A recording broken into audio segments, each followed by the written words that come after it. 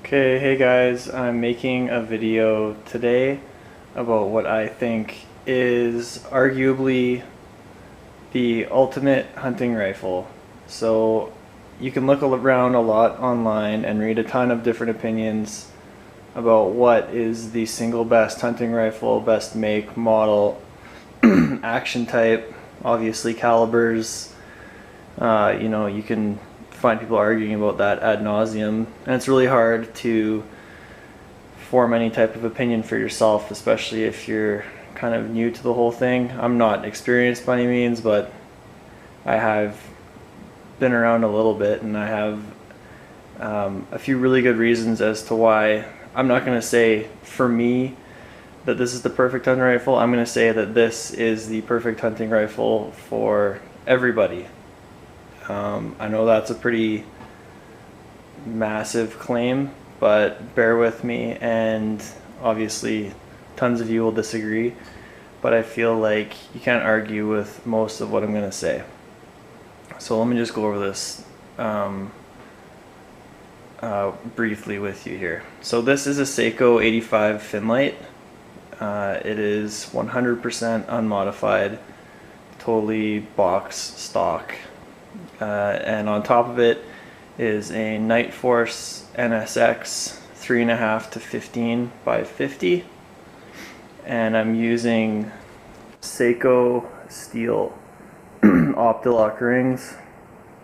They use a really nice anchoring system in the back of the action there. There's a pin, and they're essentially bomb-proof. They're steel rings. I always like steel rings because they're a lot tougher than aluminums. You pay a little bit of a weight penalty, but ultimately, if you're in the middle of nowhere, steel is what you want to trust, right? That's going to be the material that you can bank on. I'll just go over some of the features of this gun with you real quick here, and you'll quickly see why I think this is the best setup a person can have. I'm going to tell you, if you have the cash to get into a setup, like this. Obviously, I had to save a while, and lots of people just don't. But if you have the money, something like this or this exact setup, I think is about as good as you can get. So let's address action types. Okay, there aren't a whole lot of variants out there. There's probably 10 different actions, 4 of which you'll see with any type of regularity.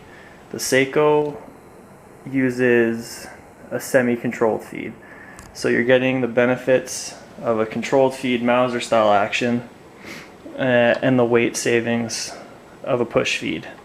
So it's a semi-controlled feed. Seiko advertises it as a controlled feed. It's not. I call it semi-controlled. I have another video on that you can see. However, it's got wicked strong extraction, and it does control around most of the feeding process. As well, it's a one-piece bolt. It doesn't have any rinky-dink parts on it. There's no soldering to break. It's just a one-piece unit. So with that, you can say, okay, it kind of ends the argument between push feed and control feed. You have a gun that's both pushed and control feed. So in my opinion, that trumps that argument. This is a stainless gun, so it's relatively impervious to weather. So right away you have really positive feeding action. You have a rifle that isn't going to rust. You have a scope. I don't know if many of you guys are big into optics, but obviously a scope is probably the most fragile or weakest part of any type of rifle system. Iron sights are the toughest, but most guns don't have them anymore. You have to think then, well, how do I get the most reliability out of an optic? So that kind of comes down to construction types. Most people who are into long range shooting know about Nightforce optics. Lots of militaries around the world use them. The whole Chris Kyle thing, American Sniper, popularized Nightforce quite a bit. I knew about them before reading American Sniper or watching the movie or anything like that, but essentially this scope you could drive nails in with. They're bomb proof, they're totally indestructible. So this is as close to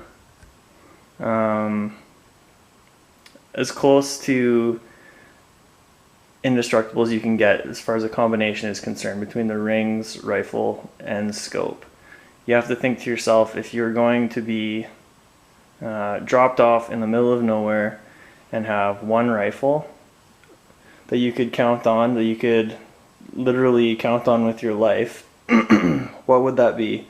It's probably not going to be a mahogany stocked, blued, antique collector piece. You want something that's going to be as rugged and impervious to weather and terrain as possible. And that's what this is. Weight is another thing to consider. This setup, this is a Finlite, and the reason why it fits the Nightforce so well is because the Nightforce is a 2-pound scope. If it was on a heavy rifle, you'd be packing around nearly 10 pounds. However, the Nightforce on a lighter weight rifle, I'm all in at just over 8 pounds in its current configuration, which is a great weight for packing all over the place.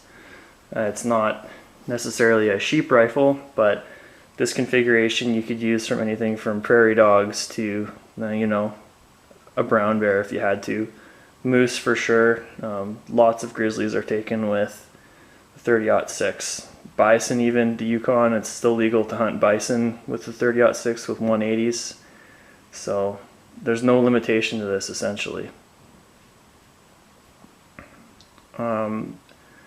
Another consideration is caliber. Most people, 30-06 is the limit of what they can take for recoil. This is a 30-06, so you can push bullets all the way from 110 grains to 220, and that is extreme versatility right there. So if you think of the mag range of this optic, 3.5 to 15, the fact it's a 30-06, the weight that anyone could pack around all day, the fact you have a combination controlled push feed action, and the fact you have a stainless all-weather rifle, I think this is the ultimate hunting setup. Let me know what you think, and if you have any comments about this, feel free to shoot them my way. I'd be happy to discuss it. Take care.